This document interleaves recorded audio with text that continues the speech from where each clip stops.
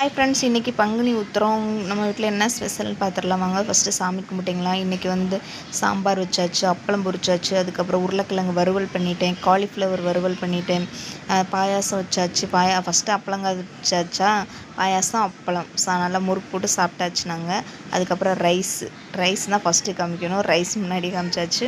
Okay friends, வாங்க நான் எங்கள் பூஜை அறையை பார்க்கலாம். இன்றைக்கி ஃபஸ்ட்டு பார்த்திங்கன்னா அம்மா வாராகி அம்மா, திருப்பதி ஏழுமலையான் வாராகி அம்மா, துர்க்கை அம்மன், அப்புறம் மீனாட்சி அம்மன், விநாயகர், முருகன் எல்லாரோட ஃபோட்டோவும் நம்ம பூஜை அறையில் இருக்கும். அப்புறம் ஓம் சக்தி அம்மா, சிவபெருமானோட ஃபேமிலி அவங்க இருப்பாங்க. அதுக்கப்புறம் கீழே தட்சிணாமூர்த்தி, அப்புறம் வெங்கடாஜலபதி அவரோட ஃபேமிலி இருப்பாங்க.